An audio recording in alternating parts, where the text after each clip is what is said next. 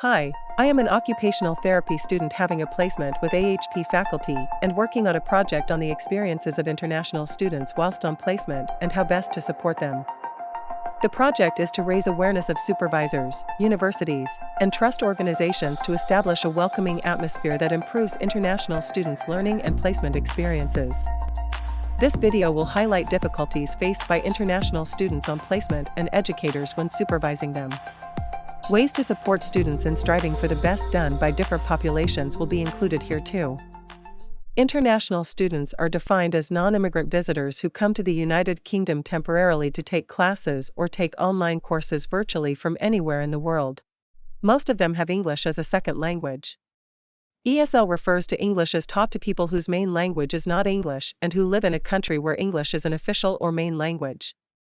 Another term used to describe international students is CALD, which is the acronym for Culturally and Linguistically Diverse, referring to people from a range of countries, ethnic and cultural groups. Because of the identity of an international student, various barriers have been encountered by them whilst on placement, which are needed to be adjusted and talked in details. Small-scale surveys have been done to collect perspectives from CALD students and educators who have supervised international students before. 60% of students reported that they have experienced challenges during placement due to the identity of being an international student, while 16% chose maybe. Among the challenges, financial constraint is the major barrier faced by ESL students, which got 62%. This may be due to the high cost of living in a foreign country, like rent of a dorm, utilities, and food. High tuition fees add fuel to the financial strain. Unlike local students having subsidy from the government, international students have to bear the whole amount of fee for university. Also, international students receive fewer scholarship and financial aid opportunities compared to domestic students. For example, CALD students need to be responsible for all costs spent on placement, such as traveling expenses by train and bus. Meanwhile, commuting costs spent by local students can be fully covered by the university.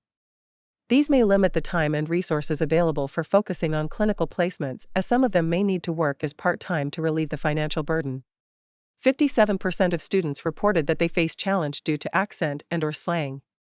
Students are unfamiliar with regional accents. The UK, for example, has a wide variety of regional accents, each with its own unique pronunciation and intonation.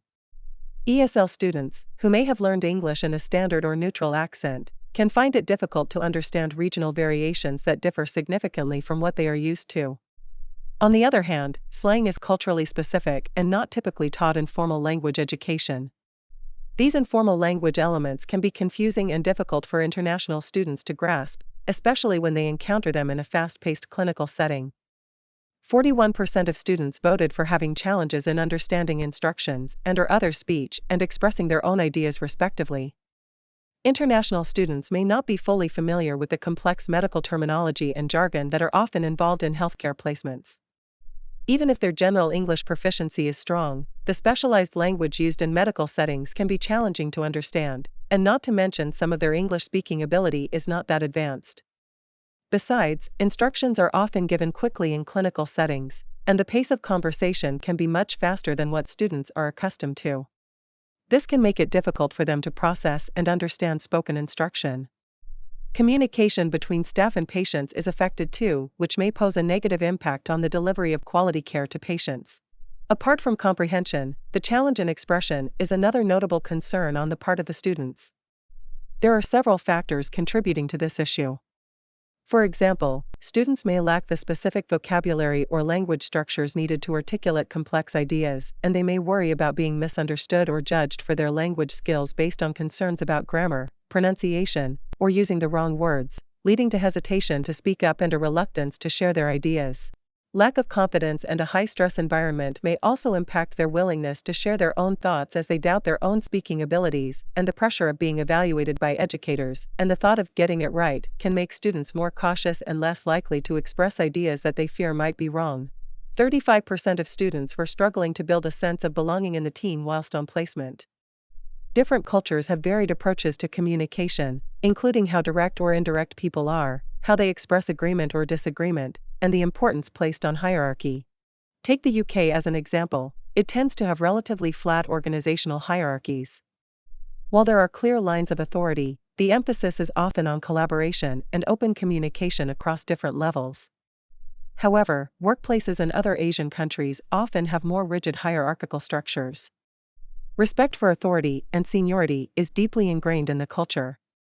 Therefore, international students may find it difficult to navigate these nuances, leading to misunderstandings or feelings of exclusion.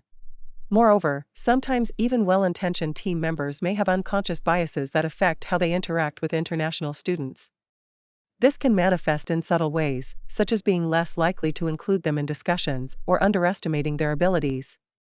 From the survey, there are approximately 40% of them feel they are treated differently on placement. Hence, this can erode their sense of belonging. 35% of students reflected that there was a lack of support channels. They mentioned that they mostly get support from peers, followed by educators. Nonetheless, the institutional and trust organizational support is insufficient.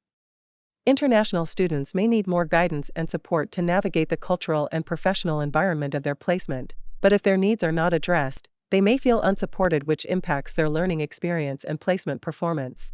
From educators' point of view, they have limited awareness of support structures for ESL students on clinical placement, as more than half of respondents can't think of any adaptation that can help international students.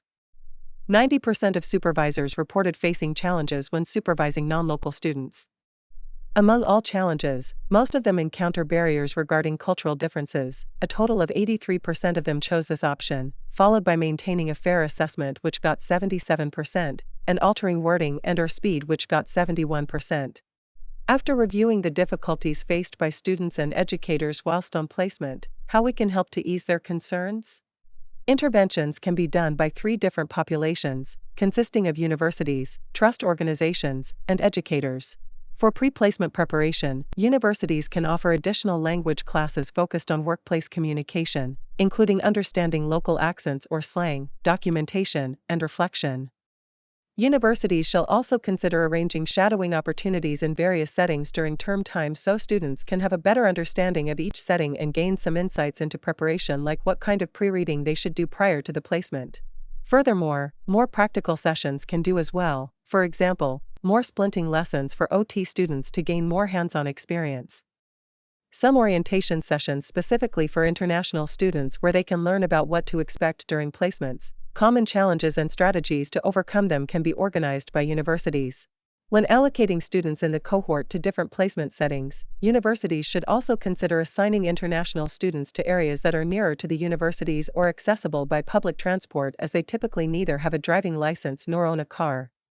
Hence, they can pay less in terms of transportation fees with such allocation. While in terms of support during placement, mentorship programs can be held in which students pair up with mentors who can provide guidance, answer questions, and offer support throughout the placement. These mentors could be faculty members, experienced professionals, or senior students who have gone through similar experiences. Universities can adopt a debriefing session as a post-placement support, allowing international students to reflect on experiences, share challenges they faced, and guidance received on how to address these issues. Healthcare trusts can provide staff and supervisors with cultural competency training to better comprehend the varied cultural backgrounds of international students so they can utilize effective mentoring techniques and understand more about cultural sensitivity, as well as differences in communication styles. Trust organizations can host peer support groups for overseas students where they can talk about difficulties, exchange stories, and offer mutual support. Within the trust, a support network can be built by designating certain employees who have received training in providing support to international students, serving as contacts for any problems that come up during the placement. These staff can also establish safe spaces where international students can freely and judgment-free share their experiences, no matter whether they are positive or negative, and trained colleagues can offer students some resources needed, like counseling and financial advice. Official guidelines on marking and/or supporting non-local students might be a good intervention for trust to work on too, so as to ease the obstacle in maintaining a fair assessment as reflected in the survey, and provide insights for supervisors in helping international students. Apart from universities and healthcare trusts, educators also have a pivotal role in supporting non-local students during placement. They should take part in cultural competence training run by trusts as stated before, and create a welcome pack, listing out what the team is and how many staff it consists of. Requirements and goals of the placement should be clearly outlined too, such that students can have a better idea of the new settings and know what objectives they should set for each week to gradually achieve the standard from supervisors. Educators can create a list of some medical abbreviations so that students can know what staff are communicating during MDT meetings and fully understand documentation, reducing time on constantly asking colleagues for clarification. Making an educator's passport is a good option for educators to work on and send the document to students before placement. An educator's passport is an informal document that can include various topics, for instance, your education level, a photo showing your appearance, current professional role, other professional interests, and something personal that you would like to share. This can help form a good relationship between supervisor and student, aiding students to build a picture of what the role is and make placement less daunting. Other than these things, there are some more ways to raise CALD students' confidence in placement settings. Educators can allow students to have some casual talks with patients in the ward to improve their understanding of accents, wordings, and English speaking ability. You have to be patient, allowing students to think and process time before answering questions. You could also mention what you would like students to do in upcoming days and reserve time for students to practice before presentations and meetings, for example. Educators can arrange some shadowing opportunities for students with different healthcare staff in the same team, helping to build up work relationships between them, make students feel included, and increase their sense of belonging. Moreover, when you realize some students are very shy, all you can do is give prompts to them, asking for their opinions or feedback from different scenarios, like after visiting a patient and training. You can also kindly ask about their feelings so far in this placement, showing that you really care about them and are supportive. Remember, love is mutual, giving is also mutual. When people devote their efforts to supporting international students to overcome their obstacles, they can feel it and will be more willing to work harder, even though it may be exhausting, in order not to disappoint people. One last thing to bring up: making the decision to study abroad and having placement somewhere that does not use students' mother language is extremely courageous. Can all of you who are watching this video right now imagine how hard it would be if you were them? When everyone makes a tiny step in contributing to creating an inclusive environment and pays more attention to international students' barriers whilst on placement, we believe that students can more likely have a lovely placement experience in the future. Therefore, remember to be an ally and be supportive. Thank you for listening. Bye.